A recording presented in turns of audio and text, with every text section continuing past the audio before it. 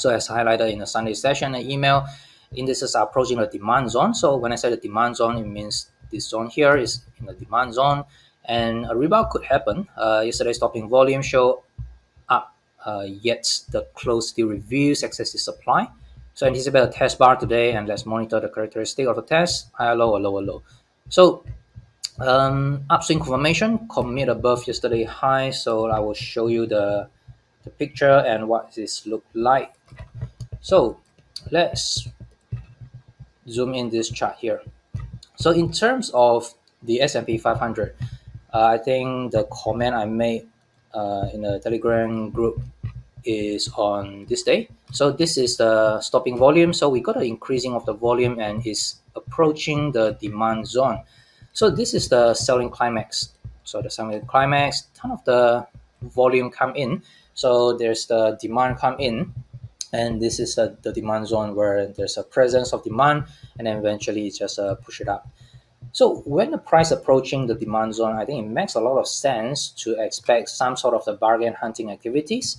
So especially you see this kind of the stopping action with the increasing of the volume, although it's not that extreme like here, like this bar, the selling climax bar.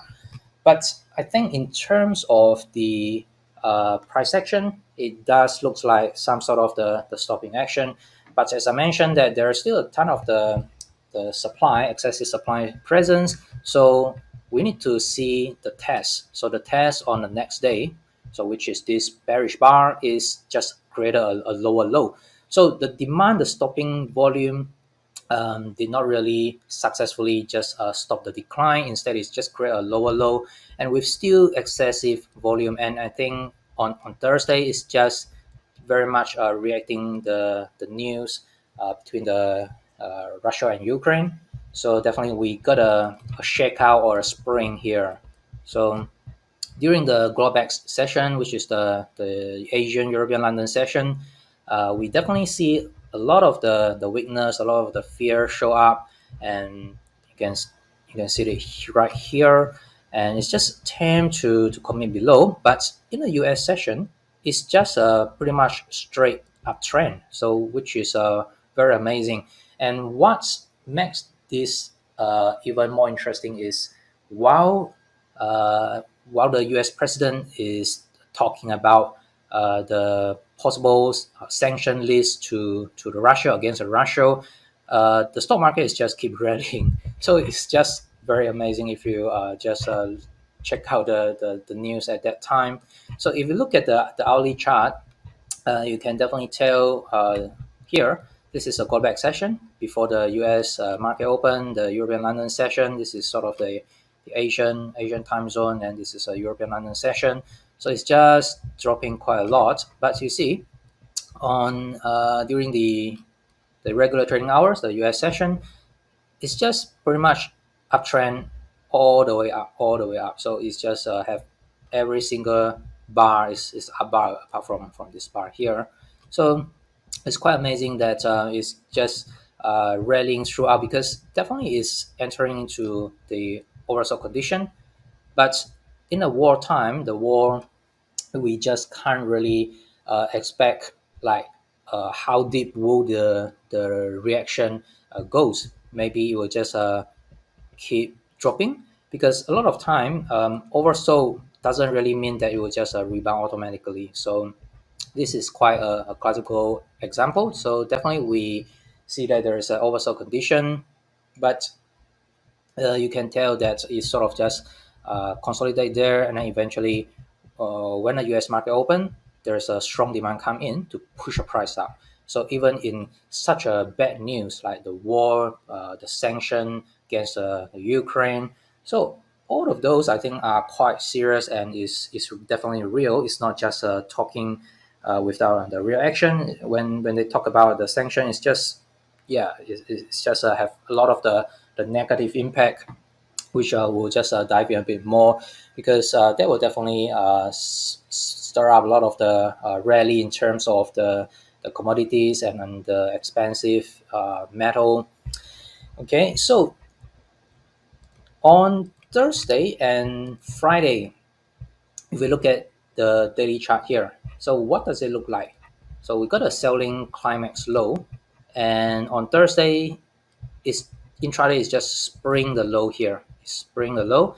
It's just a commit temporarily, and it's just close above, and this is quite a strong close with a increasing of the volume. So definitely there is a lot of the demand come in on that bar, and it's can be confirmed on the next day. So Friday section actually confirmed that. So this is a good thing. But the market right now is just right at this access level. So 4480 to 4400 is sort of like the access level where the previous support become a resistance. So the support turn resistance level.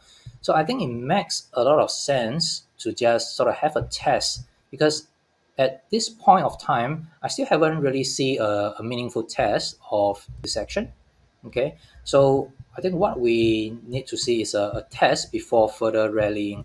I think right now it is kind of at a right place, at a resistance zone, resistance level to have a reaction, and then we'll see how deep or how shallow is the reaction. Then before you can just further to go up, and to test the next level is something like 4450 to about 4500. And if the market is strong, probably will test back this automatic rally. So this is the AR here. But from this point, I probably geared towards a test of somewhere around 4450 to 4500, the level, and then probably you will just turn back down here like this. Okay, because this is a weakness by itself. So instead of forming a higher low, it forms a lower low.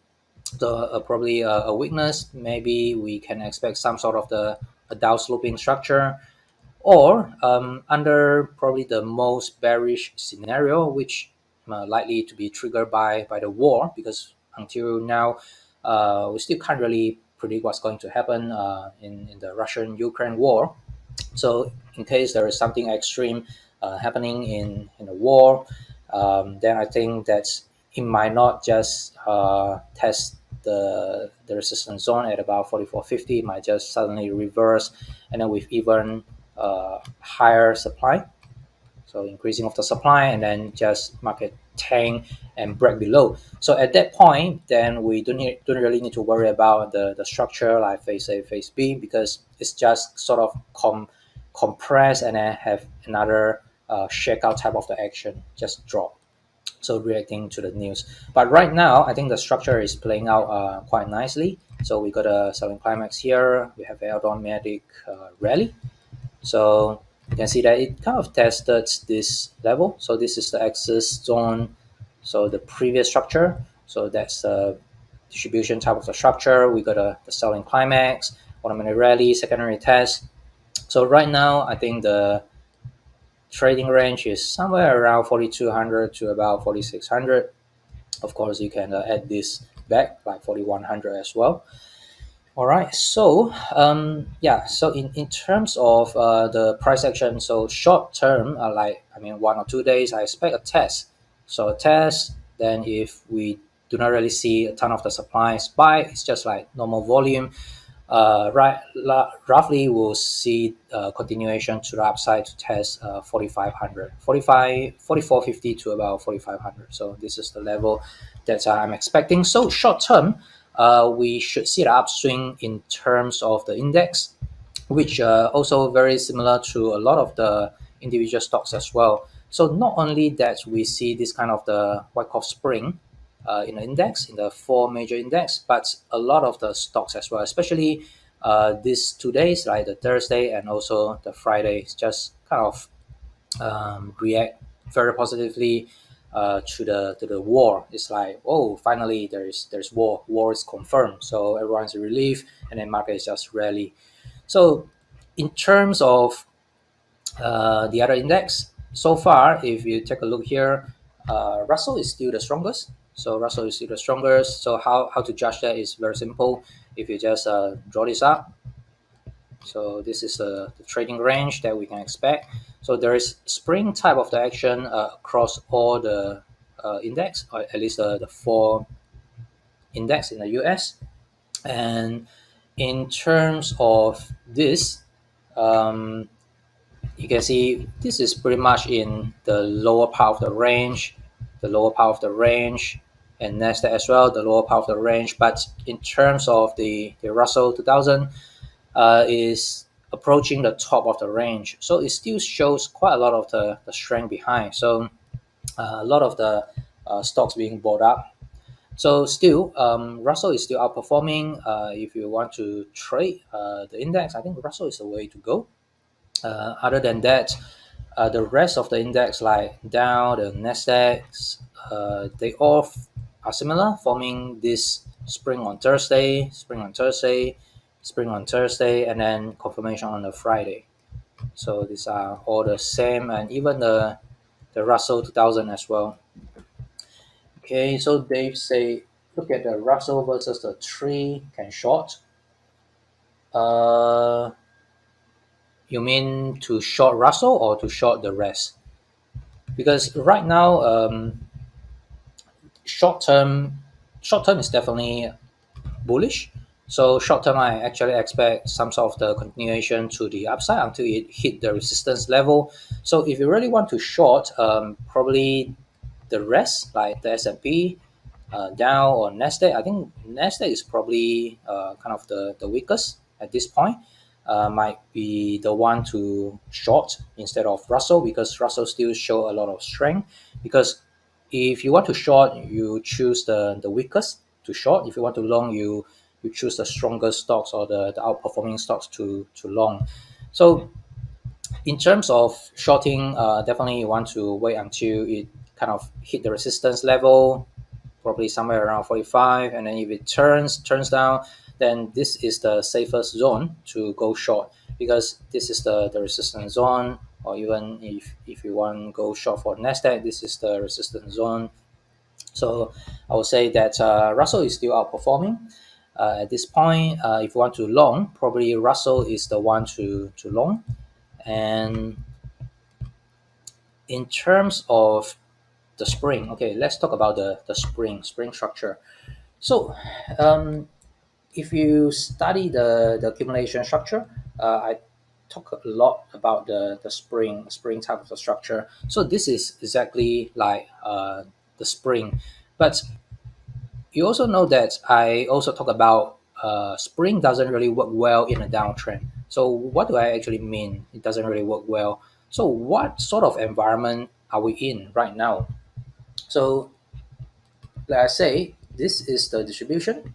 This is a sign of weakness, and then we have sort of like another trading range. Whether it's a distribution or whether it's accumulation is to be determined at the later stage.